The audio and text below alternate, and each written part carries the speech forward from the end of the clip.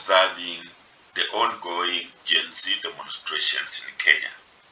And as a professor of entrepreneurship, I was looking, can I spot any entrepreneurship elements in these demonstrations? What are they doing differently or better than demonstrations by other generations, like the boomers generations to which I belong?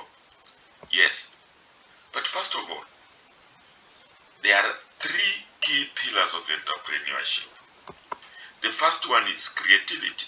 That means creating something hitherto not known. Like when this Gen Z introduced Colgate to counter the tear gas. Very much like the Kichikitile, the Majimaji rebellion in those early days in Tanganyika. You can see here, this lady distributing Colgate to people going for demonstrations. Then the second pillar is innovation, making improvements in existing things.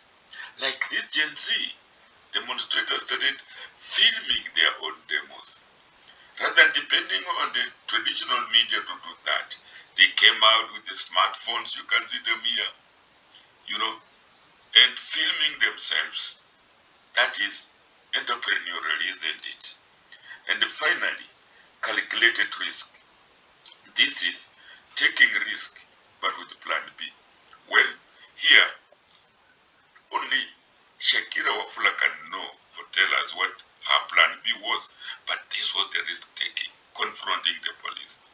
Now, let me elaborate on this. Let me pick out individual elements to demonstrate these elements of entrepreneurship. First, let me talk of mediation.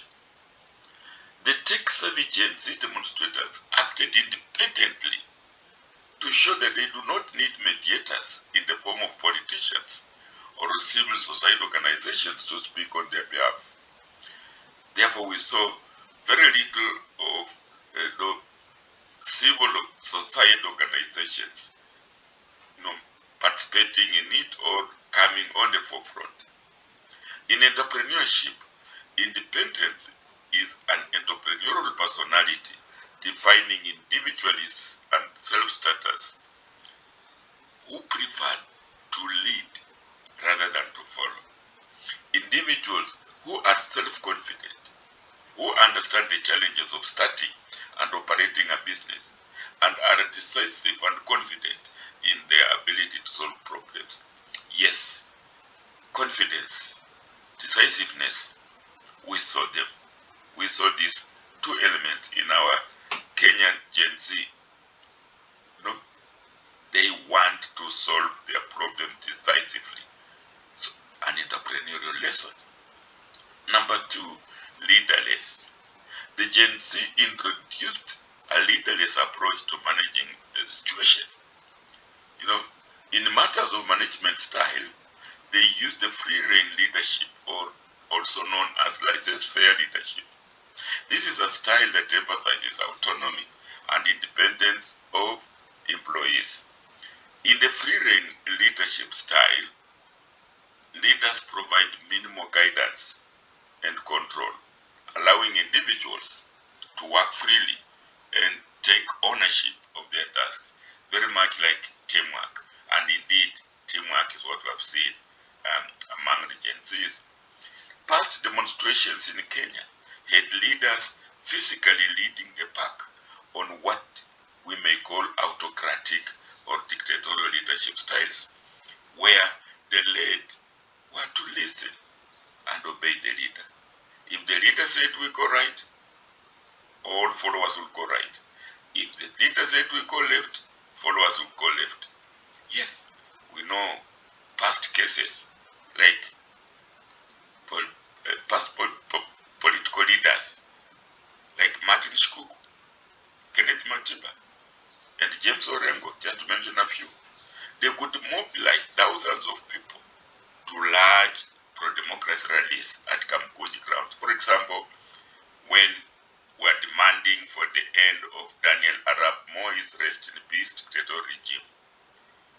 That means that without those leaders, demonstration would have not been.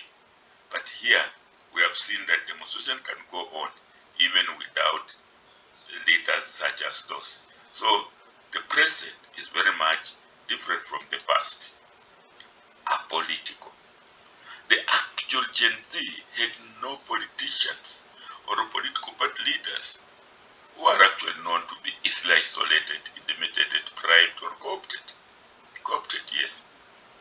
Past demos were organized by political parties, largely advancing their political manifestos.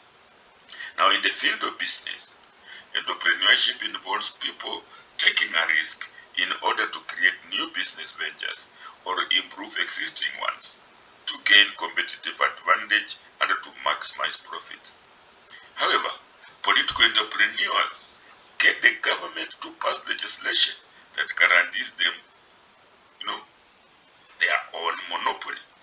The Gen Z actually saw this political entrepreneurship selfishness in the finance bill, which was being passed for selfish motives, and therefore started these political, demonstrations.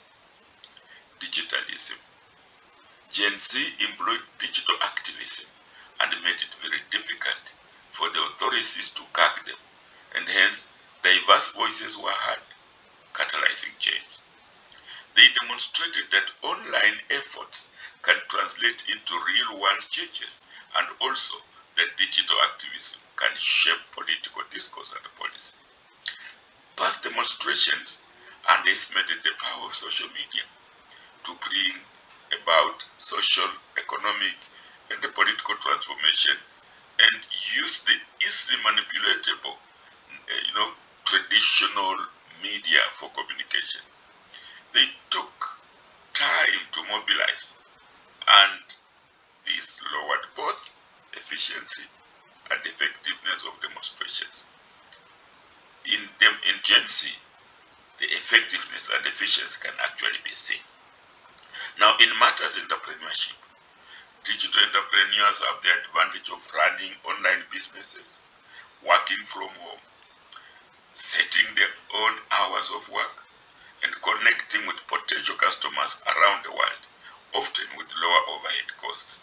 Yes, we have seen how Kenyan Gen Z easily connected beyond Kenya, and the demos were recorded in Europe, in USA, and out there. Back at home, the demos spread like bushfire from town to town, thanks to digitalism. Issue-based demos is the fifth element. The Gen Z rallied around issues, and the issues alone devoid of tribal and political party sentiments. Issues were the means to the end, and they were the end in themselves. In this way, Gen Z demonstrations achieved some instant ends, like the withdrawal of the financial bill and the dismissal of ministers. In entrepreneurship, entrepreneurs seek to draw attention to an issue, define it as worth of government action, and propose solutions. Issue entrepreneurs have a commonality with social entrepreneurs. That is, people who pursue novel applications that have the potential to solve community-based problems. Indeed, you have seen Gen Z, the agenda is not for an individual, but for the community, for the country. Past demonstrations used issues to try to achieve political ends. Issues were the means to the end, but the end was either personal or a political agenda, like political positions. Yes, we can see it. Just before I went to air this, there were gains by political parties, I would say hijacking the Gen Z efforts. Humor and human face. Gen Z introduced humor in demos. They, for example, asked for flavored tear gas, humorously so. There were those who humorously asked Honorable Raila Odinga, dubbed the father of demonstrations in modern Kenya, to hand them the baton.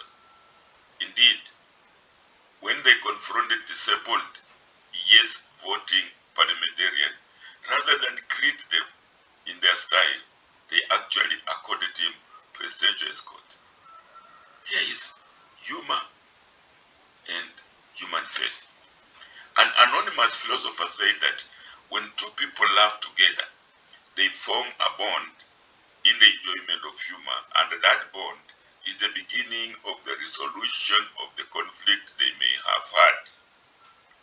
Humor lets people find something in common, and that small thread can be started or can be start of a willingness to compromise and work through their conflict.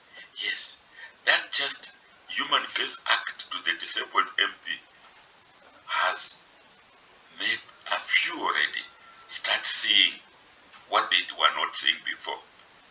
Let us watch this space. That could be a turning point.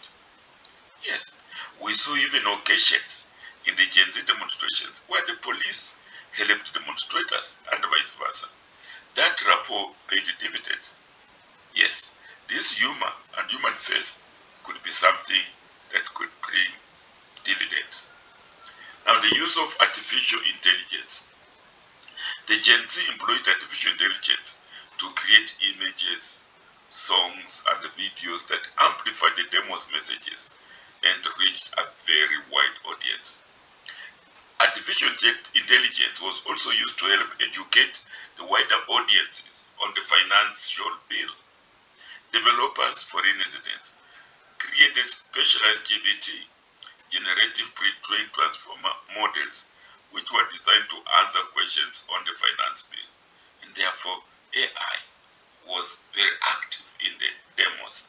In the matters entrepreneurship, AI-driven decision support systems have emerged as an essential tool for entrepreneurs, helping them with various decision-making tasks, such as opportunity identification, resource allocation, and risk management.